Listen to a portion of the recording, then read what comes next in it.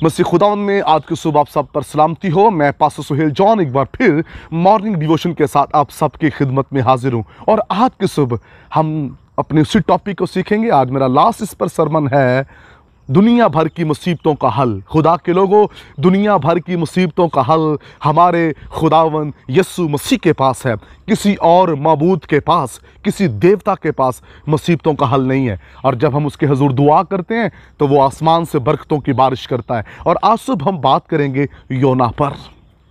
खुदा के लोगों, योना को जब उस जहाज़ में जिस वो सफ़र कर रहा था, उस जहाज़ में से उठाकर जब उसको समुंदर में फेंका, तो समुंदर में जब कलाम खुदावंदी के अंदर लिखा है कि फ़िश को खुदा ने मुकर्रर कर रखा था और योना फ़िश के पेट में चला गया।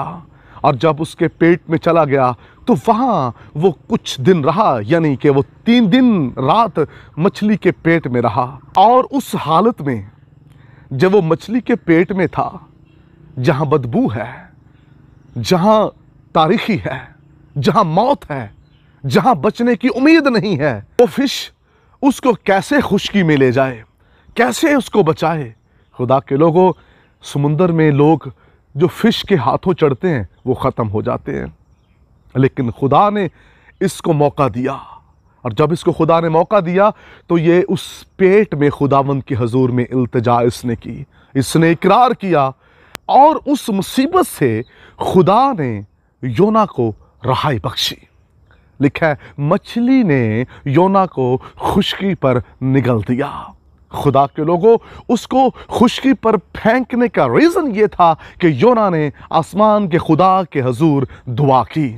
बहुत से लोग हैं जो आज मछली के पेट में सफ़र कर रहे हैं और शायद उनका यह सफ़र आखिरी है और वो मछली के पेट ही में मर जाएंगे। लेकिन अगर वो ये चाहते हैं कि वो मछली के पेट में से निकल आएं और वहाँ जहाँ ज़िंदगी है, वहाँ जहाँ उम्मीद है, वो पहुँच जाएं, तो फिर आपको भी योना की तरह दुआ करनी है। कभी कभार हम मुश्किलों में घिरते तो हैं लेकिन हलाक हो जाते हैं, हम बचते ही नहीं हैं। और ना बचने का रीज़न ये होता है इकरार ना करना, दुआ ना करना, आंसू ना बहाने, बाप से बात ना करना। खुदा के लोगों, जहाज़ में इंसानों से बातें हो रही थीं और इंसानों ने उठाकर योना को समुंदर में फेंक दिया।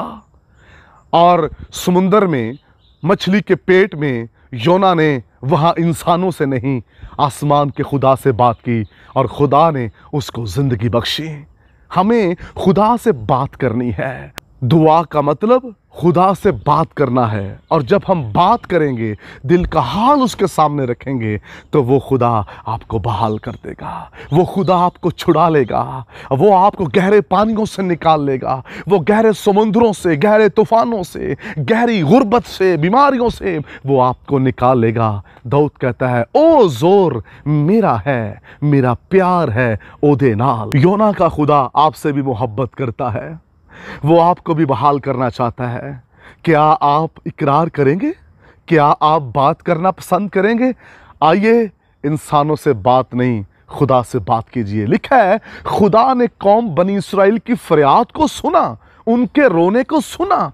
वो जो मिस्र के अंदर 400 साल से गुलामी की हालत में थे, मुसीबतें उठा रहे थे, फ़िरौन के जुल्म उठा रहे थे, मुसीबतों का सामना कर रहे थे, कलाम मुक़द्दस के अंदर लिखा है, खुदावंद इस्राएल के खुदा ने उनका रोना सुना, उनकी फरियाद को सुना। और कलाम मुक़द्दस के अंदर लिखा है, खुदा ने उनकी बहाली के लिए मूसा को भेज दिया।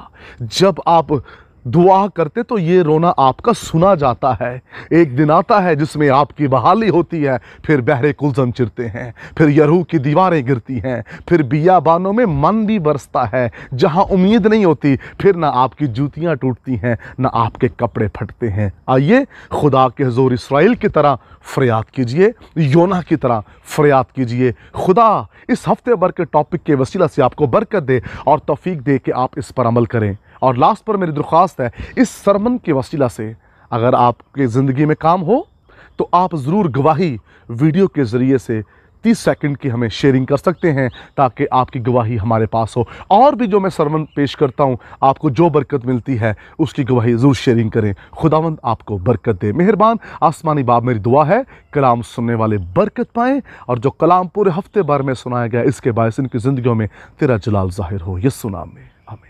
तक हमारा चैनल सब्सक्राइब नहीं किया तो अभी सब्सक्राइब करें और बेल आइकॉन को क्लिक करके हमारी लेटेस्ट वीडियोस के बारे में अपडेट जानें।